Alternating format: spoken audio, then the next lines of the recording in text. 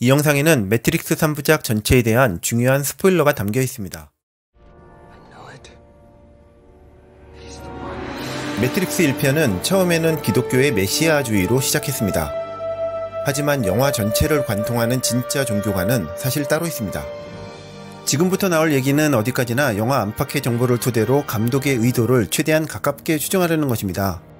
그러니 영상의 내용을 저의 개인적인 종교관으로 오해하지는 말아주시기를 먼저 당부드리겠습니다. 매트릭스 1편만 놓고 보면 메시아주의를 표방한 기독교 영화가 맞습니다. 첫 번째 영상에서 기독교적인 인용을 들어가면서 자세하게 설명드렸었죠. 하지만 2편에서 감독이 이를 밥상 뒤집듯이 확 뒤집어 엎어버렸다는 점도 말씀드렸습니다. 모피어스가 굳게 믿고 있던 메시아주의는 모두 아키텍트와 오라클이 기획한 환상으로 드러났습니다. 매트릭스 리로디드의 핵심 주제가 바로 이런 밥상 뒤집기입니다.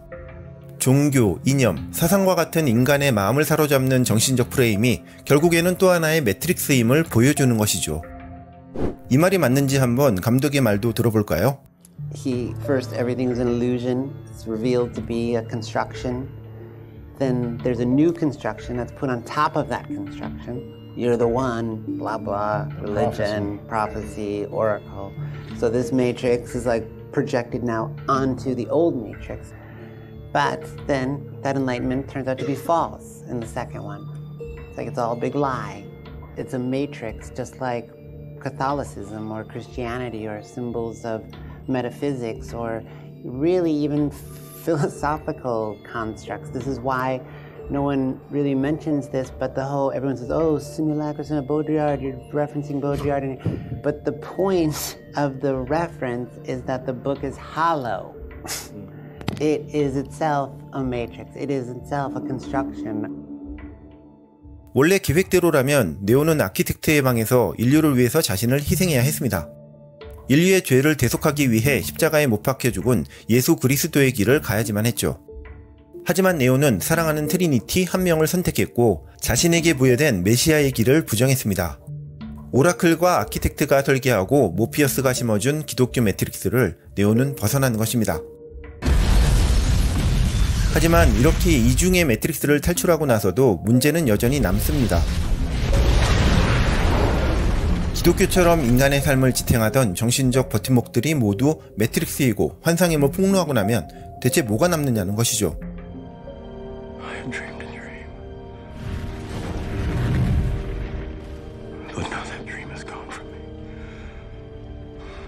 이런 정신적인 공백의 상태에서 증오와 허무의 바이러스인 스미스가 전염병처럼 퍼져나가고 있는데 이것을 대체 어떻게 막을 수 있을까요?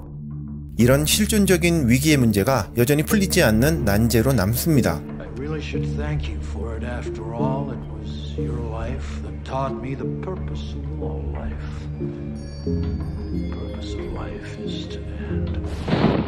이건 뭐 정말 답이 없는 문제죠.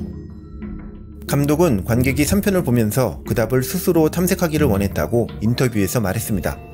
And then the third movie is the most ambiguous because it asks you to actually participate in the construction of meaning, which is what most religious, the essence, the elementary particle requires you to participate in the construction of meaning. And so 그래서 그런지 3편의 내용은 모호한 내용에 이해하기도 힘들고 솔직히 말해서 재미도 별로 없습니다.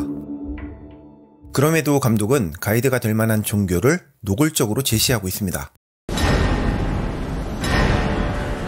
너무나 노골적인데도 아무도 얘기를 안 하더라고요. 혹시 불교가 아니냐고요? 아닙니다. 매트릭스 레볼루션에서 제시하는 진짜 종교는 뜻밖에도 힌두교입니다.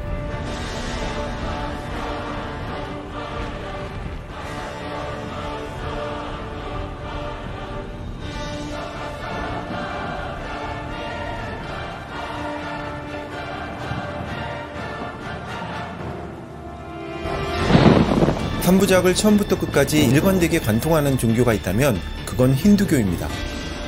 3편의 후반부에 나오는 OST의 가사는 모두 우파니샤드에서 가져온 것입니다.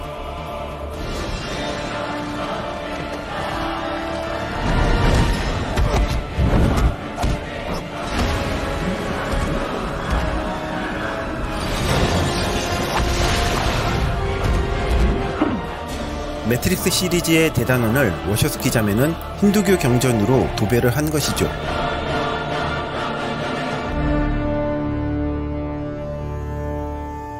감독이 힌두교를 다룬 게 매트릭스뿐만이 아닙니다.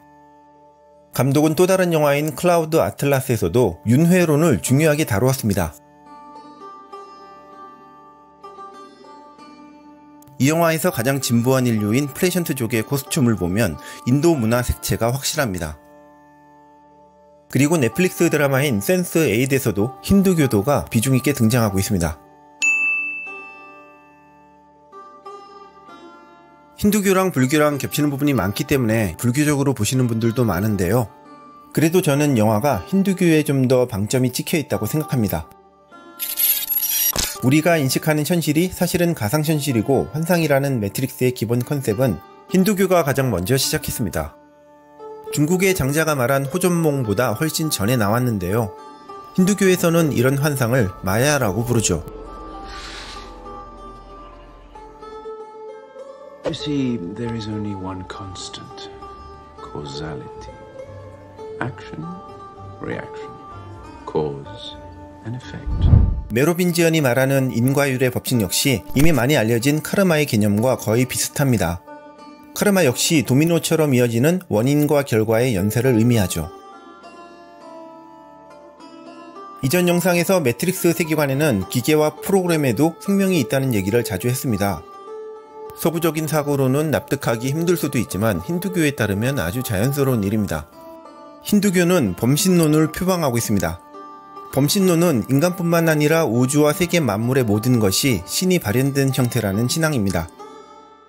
이에 따르면 우주 안의 모든 것, 심지어 돌멩이 하나도 신이 발현된 하나의 형태입니다. 이런 범신론에 따르면 기계와 같은 무생물이 생명체로서 의식을 갖게 되는 것도 충분히 가능한 일이죠.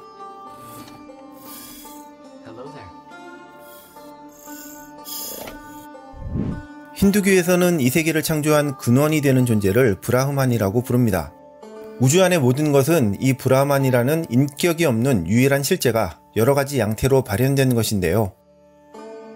결국 삼라만상은 본질적으로 하나라고 보고 있는 것입니다.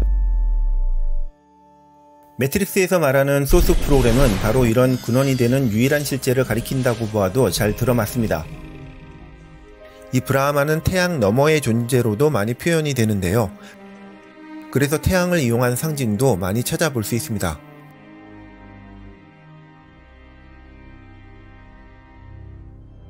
이 장면에서 나오는 음악 이름이 The Spirit of Universe입니다. 유니버셜 스피릿, 즉 우주적 용어는 바로 힌두교에서 유일한 실제인 브라흐만을 가리킬 때 쓰는 말입니다. 제가 이 영화가 불교보다 힌두교의 방점을 찍고 있다고 보고 있는 이유인데요. 왜냐하면 불교는 이러한 우주적인 영혼 같은 실제를 상정하지 않기 때문입니다. Life creates it, makes it grow. Its energy surrounds us. 범신론의 비인격신 개념은 서구에서도 꽤 인기가 있었습니다. 스피노자, 괴테, 쇼펜하우어 같은 기라성 같은 사상가들이 범신론을 주장했고요. 아인슈타인 같은 과학자도 범신론과 유사한 비인격신을 말하고는 했습니다. 그래서 만들어진 신으로 유명한 진화생물학자 리차드 도킨스는 범신론을 매력적으로 다듬은 무신론이라고 지적하기도 했습니다. 아마 이쯤에서 이런 질문이 나올 법도 한데요. 힌두교는 원래 다신교가 아닌가? 시바, 비슈누, 칼리, 뭐 이렇게 게임이나 영화에 많이 나오는 신들은 다 뭐냐고 물으시는 분이 계실 것 같습니다. 힌두교에 따르면 이들 역시 브라흐만이라는 유일한 실제가 표현되는 다양한 양태일 뿐입니다. 결국 이들도 본질적으로 하나라는 것이죠. 그러니까 일신교이지만 동시에 다신교일 수도 있는 아주 희한한 종교가 바로 힌두교입니다. So you're a Christian and a Muslim. And a Hindu, of course. And why not? Faith is a house with many rooms. 그래서 인도에서는 힌두교도인데도 예수나 부처와 같은 다른 종교의 신을 믿는 경우도 많이 있습니다. Thank you, Vishnu, for introducing me to Christ. 그러니 이렇게 브라흐만이 십자가를 흡수하는 듯한 이미지 연출도 가능한 것이죠.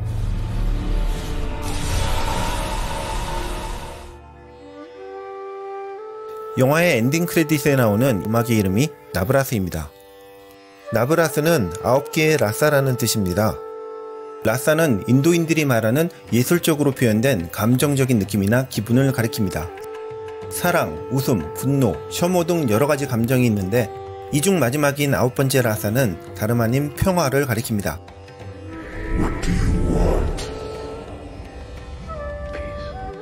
이 라사를 대표하는 신은 한 번쯤 들어보셨을 비슈누 신입니다. 세상에서 악을 제거하고 질서와 평화를 가져다주는 유지의 신이죠. 비슈누 신은 세상에 인간의 몸을 한 화신, 즉 아바타로 내려와 인류를 악에서 구하고 평화를 유지하는 일을 여러 번 반복했습니다. 그중 9번째가 석가모니라고 하는데요.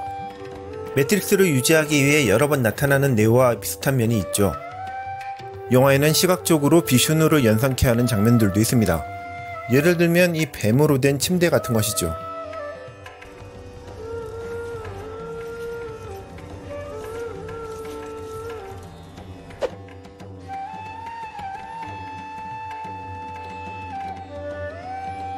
나브라스의 끝부분에는 이런 가사도 나옵니다.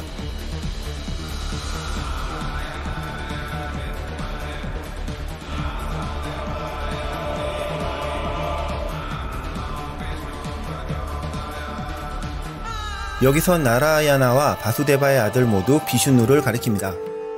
특히 바수데바의 아들은 비슈누의 8번째 화신인 크리슈나를 가리키는데요. 크리슈나는 인도에서 가장 인기 있는 인류에 넘치는 신으로 힌두교의 예수 그리스도라고 불리는 신입니다. 크리슈나의 입안을 들여다보았더니 그 안에 우주가 있더라는 전설이 아주 유명하죠.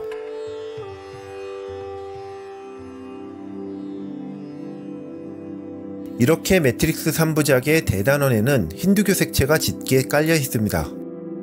하지만 워셔스키 자매가 정말 힌두교도인지는 확인이 안 되고 있는데요. 분명한 건 감독이 철두철미한 무신론자는 아니라는 것입니다. That it doesn't say your beliefs are false, or it doesn't say atheist material thing is the only thing that exists. It has, like, when we wrote the Matrix trilogy, we had above our wall this amazing Schopenhauer quote that was the fundament upon all our knowledge and learning rests is the inexplicable. We're always interested, as storytellers, all three of us, in the nature of that inexplicability.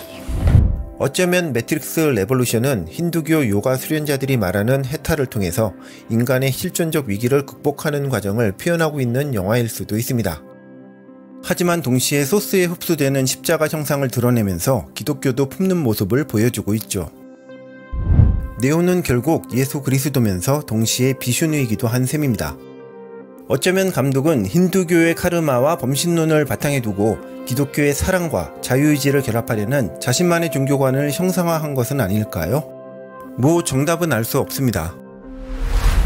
그러니 여러분도 감독 말대로 이 영화에서 자신만의 의미를 찾아보시기를 바라겠습니다.